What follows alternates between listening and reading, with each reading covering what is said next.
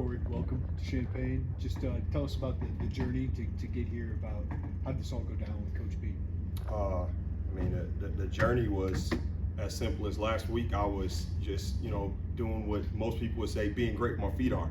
I was recruiting for University of Toledo in Miami, and I was, just working at that and trying to get some good players. And I got a call from Coach B and asked me would I want to come up, and I told him I would love to, but I got to continuously finish doing what I'm doing here and doing a great job here, and that may be one of the things that may have drew him to me. I'm a guy that believes in character over image. I'm a guy that believes in doing things the right way. And I told Jason Candle I was going out to Miami to go and recruit some good players for him. So Coach Bielema understood that, and the coach that he is, he's probably been in that spot before. So we end up coming up and having some conversations with the defensive staff and really just building into an understanding of who I am as a man, and obviously who I am as a coach, and if I'm willing to come in and be able to help out a little bit in some of the key areas in defensive backfield that I think makes this place really special. What sold you on this opportunity as opposed to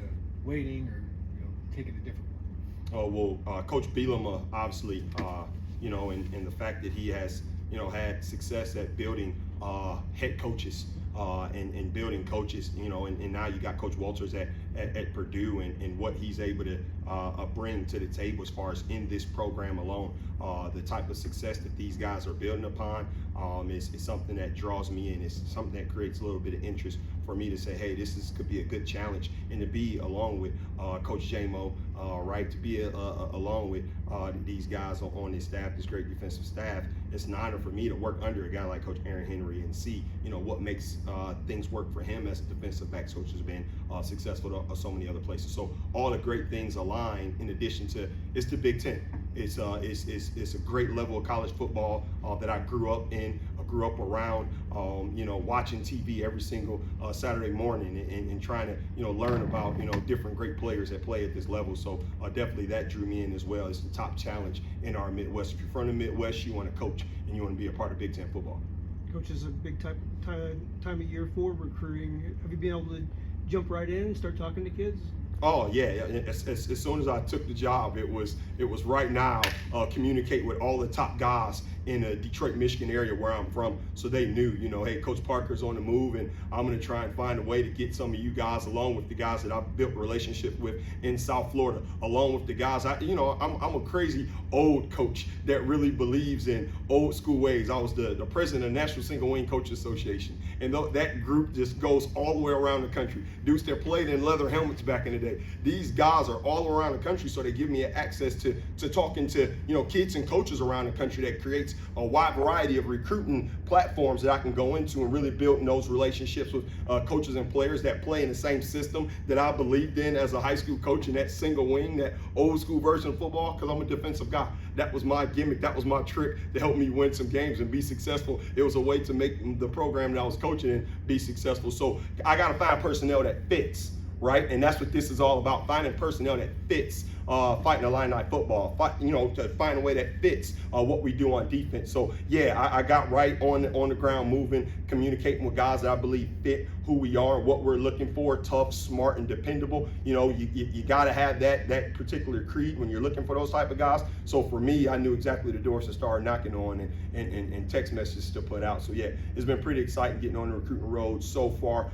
Spending time in Detroit was my first stop, and I get to spend some time with some coaches this week here in Miami, Florida, in the Florida area. Are those two states where you have most of your experience, Michigan and South Florida? Are there some other places where you've been? Michigan, South Florida, the Ohio area, obviously coaching at Toledo. You have opportunity to meet coaches all throughout Ohio and things like that.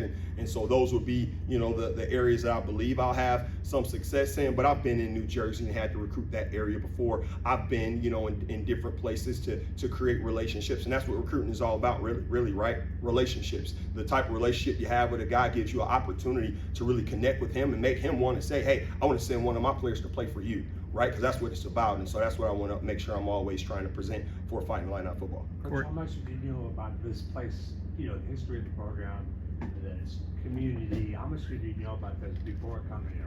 Didn't know much about the community that surrounds it. Not much about Champaign. I have some old teammates that I played with, that's from the Illinois area. Mike Ramelli played with me at Eastern Michigan. He was a high school coach here at Plainfield East High School, and so I've got some relationships, some guys that's going to tap into me and really help me build relationships around the community. But most of all, I know about fighting the line of football. I know about Juice Williams. I know about Dick Butkus. I know about great football players. Like I said, I grew up in Big Ten country, so I know what this place really has had as far as the type of players. I know, the storied Ron Zooks and guys like that has been here. And ultimately, I know the man that I'm working for. I know about Bret Bielema. So excited to be here and just learn more about the community and try and tap into any way that I can help and help continuously serve it. And Illinois come into your school over the years to recruit, and that happened a lot. Yeah. Coach Jamison has been inside of my school at River Rouge to recruit my guys, and obviously talked to Coach Bielema before about one of my defensive tackles that's now in the NFL, and so I've had some relationship with these guys, but I can't say we were the best of friends. It's not ha he. It's really just a respected level. Hey, this is Coach Bielema, this is Coach Jamison, this is all of these different coaches that they have on this staff that are really, really good men, and like I said, I'm drawn to those type of people. Corey, statistically, it was clear that at Toledo the last few years, you guys were the least penalized, one of the least penalized team in the nation, especially with your defensive backfield. That was the opposite of last year here at Illinois. How do you, in a layman's terms, go about kind of coaching that type of discipline once you get here? I think discipline comes from, a certain language of love. Like, the kids got to know that you care about them as people and that you're talking and experiencing things with them. So if they get a penalty, I get a penalty too. So that was my fault for not doing the best job of preparing you. So I'm a thumb pointer, I'm not a finger pointer, right? And that's the first part. So they know I'm doing this with you, I'm going through this battle with you. The rules of college football and football itself are very, very tough for defensive backs to live in. So let me teach you from guys that are living in an even tougher world in the NFL. So I have different mentors that are in the NFL that are defensive backs coaches that were at some point college coaches, and they came inside of my building to recruit my players. So with that, those guys came and asked me questions. Hey, Corey, how are you teaching this type of technique? How are you teaching that type of technique? Well, it's a lot of reciprocity in that relationship, because now those guys are now ready to pour into me and give me, hey, this is some of the things that we do at practice that you may want to try. So we really do a great attempt of not touching guys after 5 yards, because that's a real thing. In the NFL, that is a penalty. Well, in this particular league, you can do it, but why would I allow you to do it if we can find a way to play great with our eyes and great with our feet and be in great positioning to set up an overthrow or even create a PBU? So it really comes down to, having some discipline at what you're doing, but how you're doing it. We'll put on oven mitts at practice, boxing gloves at practice. I got nothing to grab, got nothing to hold, because my hands are clasped in a closed surface. So those are some of the things that I did in the past. I can't guarantee it's gonna work. It's no secret sauce, but you just gotta work in it. You gotta believe at it, and most of all, you gotta be able to communicate with your players with a level of love language that they wanna do it for you, because they're doing it with you. So that's my outlook on how we were not penalized over the past couple of years so far at Toledo. Corey, obviously you spent a long time in high school. Yeah. You made that jump to Toledo, and now you're Power 2, I guess Power 4. Like, how would you describe your journey from there, and why was it the right time to make that leap when you did to Toledo and obviously now? Well, that was hard. It was hard when I left my high school players, right? Because like I said, I used that love language word, and in this game, in this field of football, sometimes it's just thrown around. Well, no, I have like lifelong relationships with these kids. I'll tell them one day when I'm pushing daisies in my casket, you'll remember something that coach tried to teach you, something that coach tried to give to you that has nothing to do with football. So for me, it was hard for me to leave River Rouge just as much as it was hard for me to leave Toledo just now. And so I called every single player, right? I talked to every single guy. Those were some heartfelt conversations. But most of all, those guys were proud of me and they were happy for me. It gives me goosebumps right now thinking about it, because it was the same thing at River Rouge. Those guys felt like passion about like my success, because I sacrificed so much to see them grow, giving them so much. So that's ultimately who I am as a man. I give everything, everybody, everything I have. I give it every single rep, every single down. So I don't have it anymore. So it was tough. I can't say it was the right place or the right time, because you just don't know how that particularly works. When the call came, I just did the best I could at that particular rep. but I had to also show Coach Bielema that I'm a man of loyalty first. So I let him know, hey, I do want to have a conversation with Coach Jason Candle, because I care about him as a person. He took a shot on me as a high school coach and gave me a chance to come to Division I football. So let me have a conversation with him. And then I went to go have a conversation with Vince Karras, our defensive coordinator. Then I went to go have a conversation with the safety coach, Ross Watson, to let them know who I am and what I'm about. Like, and I'm gonna miss you guys, but I have to take this opportunity. And guess what they said? Coach, you got to take this opportunity. You're ready for it. We know you are. So we're going to be behind you 100%. So those are still lifelong relationships that I have, forever. You never know, scouting report wise, who we may come across that they may have played. And so you never want to burn a bridge. Your parents always teach you that growing up. Well, I'm trying to be a living testimony of that. You treat people the way you want to be treated, and you love them up as much as you can until you can't anymore when they're not here. So yeah, it was tough to leave Toledo, just as much as it was tough to leave River Rouge, but those players and those coaches, they cheered me on and say, hey, we're behind you and we want to see you go and grow and make that place special too. You obviously have more you want to do as a coach, but what are you most proud of to this point as you kind of reflect back on your road years? What I'm most proud of?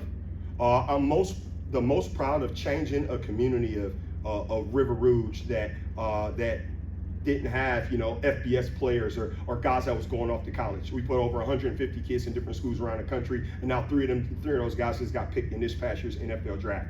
I stayed lifelong connected with those guys and tried to help them navigate through different ages and different lifestyles and different things that always threw at you as distractions. And I said, you know what? I'm your first coach. I'll tell you who's the right people to be around you. Because if you pick the right person, then what does this path look like? Because it's not going to be about money. It's going to be about what your path in life is going to be after this. And if not an agent, not a financial advisor can help you with that, then I don't want you a part of it. So once again, it's just me just connecting myself with my players and really looking at it as a family point of view, the same way a dad would look at it. So ultimately, coming here, I want to bring that to my room. I want to bring a relationship in the room that has some reciprocity in it of a father to son. This is what I want to give to these guys. This is what I want to give to Xavier. The same thing that I did at Toledo. This is what I did. This is what I wanted to give to Quinyon Mitchell. This is what I wanted to give to Chris McDonald, because they had never saw it. They had never felt it before. But I thought it's so much authenticity when you give to a guy and you have nothing left other than just, I want the best for you. There's no intentional pieces to it other than I want the best for you, and that is it. And so if I want the best for you, I'm going to give you my best. So that was like, when I look at this crazy roller coaster that I've been on, I've been blessed to have the man upstairs just sitting right there as that guard that you put down at Cedar Point right over your lap. I've got the good man upstairs to really just keep me grounded and keep me seated all the way through it, along with my wife, just helping keep me grounded through it all. Coach, a little bit unusual time to step into a new job with the kids out for summer. Have you been able to talk to any of the players yet and familiarize yourself with the position group? Yes, sir. Been spending a lot of time, just making text messages and phone calls to guys and making sure they know who I am. But I would think that would be, where I'm from, that would be fake if I just called a guy and that was the first and last time he talked to me until he got here. So I told those guys it's going to be a series of calls and texts that we're going to have over these next couple weeks until you guys get back on campus. So when you see me, you feel as if it's somebody that you know, because we have to hit the ground running now. It can't be they're learning who I am and how I communicate and how energetic I am when they meet me. They got to feel it on the phone calls, right? They have to see it. They got to have a very good understanding, because I believe that will create a level of success and understanding for them and who they are and what they're trying to do, being a defensive back in our room. So yes, a lot of phone calls, even some last night with Xavier and some of those guys that just, are heartfelt. Those guys want the best for Fighting Illini football, and so do I. So we're able to connect the dots and figure out what their goals and aspirations are in life. That has nothing to do with football, because then we make football very, very easy at that point. Corey, imagine you bring this energy constantly. Yeah. Aaron has similar personality. What's been the vibe of you two so far as you work to elevate that defensive back? Great dude, man. Just his level of understanding of the positions, his level of understanding of what Coach B wants and how he brings it to the table and brings it all together is amazing. And I'm drawn to it. I want to learn more from him, but I want to also be right there side by side with him, helping him lead the charge for us to have one of the better defensive back rooms. And it starts off in the Big Ten, and then from there in the Midwest, and then it goes from there in the dang on country. So I want to create a goal-driven, point of view to really help this man keep doing what he's doing by building, Division I players that are really, really good players that become first-round draft picks, right? He's got one, I've got one. So we both got a feather in our hat, just a little bit different than most guys, but I think it all comes back to that love language that I talked about. He's willing to speak into their hearts, and so am I. Obviously, that's a great sell to have the 2 top drafted corners the last 2 years, but what was key in developing Quenya? What was the key to that relationship working and him developing like he did? But just like I said, it was a father-son, a family relationship, right? I had to be able to own whatever his difficulties were as a player and help him continuously get better at those difficulties. But a good player doesn't want to hear about his difficulties unless he knows you care about him, right? So I had to really become transparent about, hey, this is what's wrong with your eyes when you have an in-breaking route. We got to fix it this offseason. Or this is what's wrong with your hips when someone gives you a double move. This is what we have to do. So we went through every single step. And the number one thing that he asked from me was to coach me hard every day, coach, no matter what. And that's what I did. That's what I gave to him. And he was able to trust me to give him information from all of these different NFL mentors that I have that I'm able to now pour inside of a cup that wasn't full. It was empty, and he was willing to take in everything I was willing to coach him. So had an open heart and an open mind and willing to learn, but he also ran, 23 miles per hour on a catapult too. That helps him out a little bit too, You coached against this team a year ago. Yes, sir. Did it ever dawn on you, hey, I could come back here and work someday? Was that even in your head ever or not? I was just in shock and in awe about how many people was in the stands. It was beautiful. I'm like, this place is packed. I got to coach my butt off today. So I was just thinking about winning and helping my guys be successful first. But was I a little bit like a dreamer? The kid in me, the 8-year-old football player in me that said, man, I would love to coach or play in a place like this. Yes, sir, no doubt. Because that's rare. You know what I mean? It's rare, to have that many people. They're out there for pregame. You know what I mean? Like, ready to go. And so I was excited, and definitely it was something that I knew when Coach B, gave me that call. I knew, like, this is something to really fight to get, because they got a very good following, and I want to be a part of that. I want to help that place. So yeah, I was a dreamer a little bit too, but I was thinking about winning when I was out there, to be honest. As someone who used to be a high school coach, how did that teach you how to build relationships as a recruiter? Well, as a high school coach, you got 160 personnel. I had 160 different personalities as a coach. I had my middle school team that I coached because I didn't want people coming and poaching my middle school players anymore, right? Because other schools would do that in Detroit, Michigan. If they're any good, they'll poach them. So how do you keep a kid? I build a relationship with him when he turns dang on 11, and I keep that relationship going with him. So you learn how to talk about comic books and Marvel and all different stuff, and video games and all this. You learn about what makes that kid tick. And I think that is the most important piece for us as coaches. We're so self-driven sometimes at our own ambition that sometimes we forget this game is made for the people that love it the most, kids. It's a game, right? And so we sometimes take that away, and sometimes I want to just continuously build back into that love and that passion of this is what they're interested in, this is what I'm interested in. Let me show you some techniques and things that'll make this really, really fun to do. So I'll make football fun, right? Football should be exciting. That's where it started, and that's where I want it to end for every single one of my players. So that's how I did it, just tapping into their interests. But like I said, there was a lot of different personalities. So I had to be a subject matter expertise, a SME, at like changing what I was interested in a bit in the minute that they were interested in things. You know what I mean? So, whatever type of neighborhood they were from, trying to merge myself into understanding that neighborhood. Whatever type of parenting structure they were from, trying to merge myself into that type of parenting structure. Whatever type of foods they like, trying to make sure that, hey, when I have the teen moms make something, I'm gonna have them make something that you're interested in. So really, once again, being self-invested into what the players are interested in so they can understand, man, that dude really cares about me as a person, and he really wants to see me grow as a person. So I ain't just saying it, ain't just lip service, I'm showing it, right? People can talk a whole lot. What are you willing to show you're going to do? So that's what I did as a high school coach. And like I said, from the middle school team to the JV team to the varsity team, I made sure all things were in line with the standard, because that's one thing. The line of excellence isn't going to move. So yeah, I'm going to love you up, and I'm going to treat you right, but I want to show you this is where I want you to go with this. And you ain't a finished product. So these are things you got to do to build that. You got to have a great character. You got to be a great dang on person. You got to work your butt off in the classroom every single day. And when you don't, I'm going to punish you every single time. because someday you're gonna hang them cleats up. When you hang them dang on cleats up, you're gonna use your brain more than you use your body, right? And so I try and hold academics as a very, very high standard, being smart, right? And then lastly, obviously, what you do on the field, your production on the field, not just being out there, but your production, right? Are you a great teammate or are you a traitor? Are we playing dang on 12 on 10 because of you? Because you decided to take your eyes in the backfield and you should have kept your eyes on your guy? Or your responsibility is keep your eyes on number 2, so you know when you gotta try and scooch a little bit and try and get up underneath a corner route. Did you see number 2 or were you looking at number 1? You're cheating. Get off the field. You're a traitor. So those are certain things that I don't break off of that stuff.